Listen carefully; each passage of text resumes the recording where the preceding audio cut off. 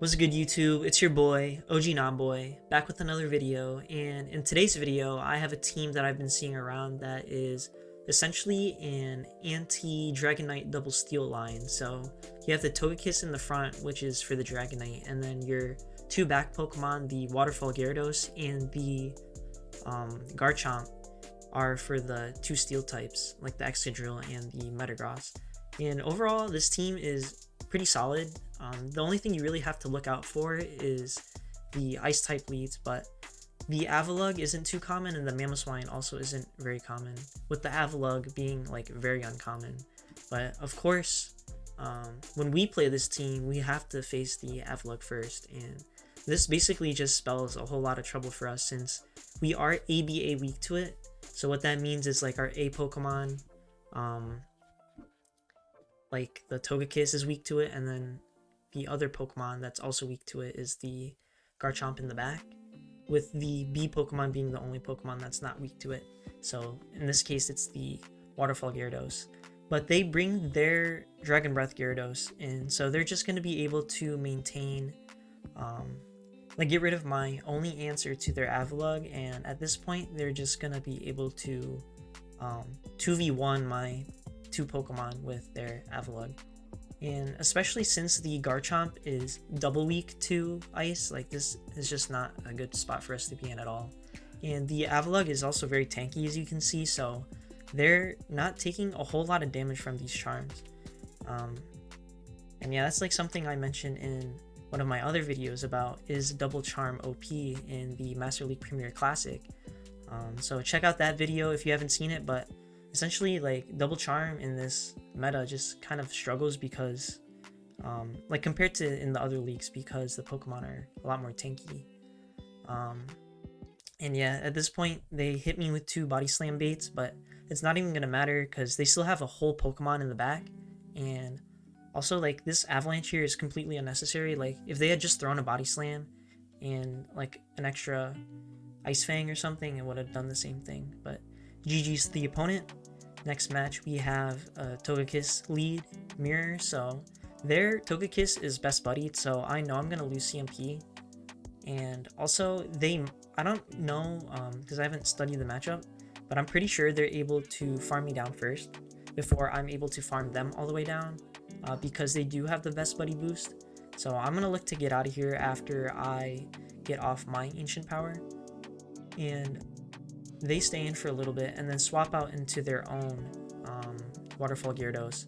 So I'm gonna get this outrage off, and at this point I'm anticipating the mirror line since they literally had the like two same Pokemon as me so far. And I'm gonna shield this outrage since I know I'm gonna be able to farm down the Gyarados and have an outrage and or an Aqua Tail to throw at the Togekiss or the Garchomp. And they come in with the Garchomp and they decide that they're gonna tank this energy, and we're gonna keep farming them down, and we're actually able to farm them down before they can get rid of the Gyarados. So that's a GG's for us. Next match we have an Excadrill lead, which is pretty rough, but we do have two answers to this Excadrill in the back, and this is why you typically want to run the outrage on the Gyarados here, since you're going to be able to force a shield or take the Dragonite out here. And since you're forcing a shield, like your Garchomp's going to have a fun time with a shield advantage in the back. So it's very wasteful in a way for them to shield their Dragonite since your Togekiss hard walls it, but it's like they kind of have to maintain the matchup, and that puts you in a pretty favorable position. So even though they're still going to get the alignment here, as you're going to see, the shield advantage like really helps us win this game, since we're going to bring our Garchomp in, and against the Sylveon, this is kind of where Garchomp shines compared to the other dragons, as it's able to hit Sylveon for like neutral damage. And we're going to be able to reach two Earthquakes before they can charm us all the way down. And we're going to be able to take this game because we're just going to farm down with our Togekiss, and we're going to have a flamethrower ready for the Excadrill when it comes back in. And we also still have one shield to spare, so despite having a pretty rough lead, The Dragon Breath, or the Outrage Gyarados rather, was really able to come in clutch with that shield advantage and help us secure this game. So GG's to the opponent. Next match, we have the Togekiss into a Mamoswine lead. So again, this is not too good for us because we are ABA weak to this thing. And I'm basically forced to stay in here for a little bit, since a lot of times when you are ABA weak to something, you kind of want to lose the lead matchup with Grace and then like bring in your actual hard counter. But the charm damage also does a lot, so the Togekiss is able to actually beat the Mamoswine if you invest shields. But I decide that I'm going to swap out into my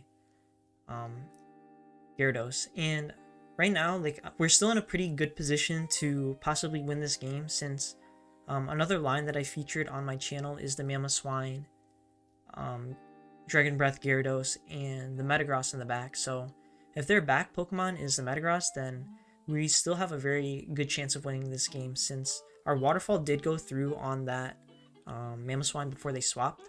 So as long as we're able to get to enough Earth Powers on the Metagross without them catching, we should be okay. But we're still in a bit of a tight spot since we had to tank the Dragon Breath damage on the Garchomp, and they ended up having a Primarina in the back instead of a Metagross, so that was just a GG for us.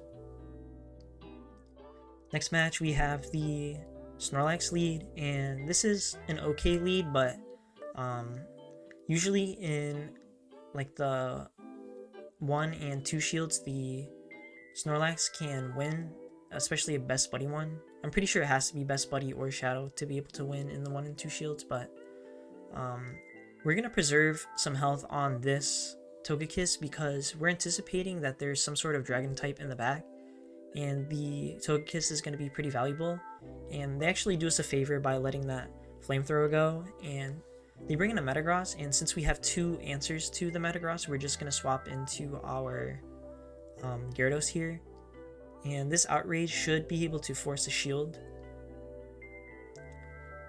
And now we're in a pretty good position because the Dragonite normally like can't really respond with any sort of charge move pressure onto our Togekiss, since generally they run the Superpower and the Dragon Claw. But I had a sneaking suspicion here that they were running the Hurricane, and I shielded it, and that makes this game a lot easier for us, because if we had let that go, we probably would have been in a really tough spot. Because as you can see there, they were at another Dragon Claw, and it's going to take us a while to get to an Outrage against that Dragonite if we hadn't shielded. So calling the shield there really was important, and sometimes you got to know your lose cons, since we really didn't need that shield, as you can see. So if we just hadn't shielded there, we would have lost the match. So yeah, that's all the battles in this video, and this rounds out all my teams for the Master League Premier Classic. So tomorrow the Evolution Cup is going to be released, so definitely going to be making some new teams for that, and look out for that sort of content. But if you enjoyed this video, make sure you like, comment, and subscribe, and also submit your battles in the link in the description. And I'll see you in the next one.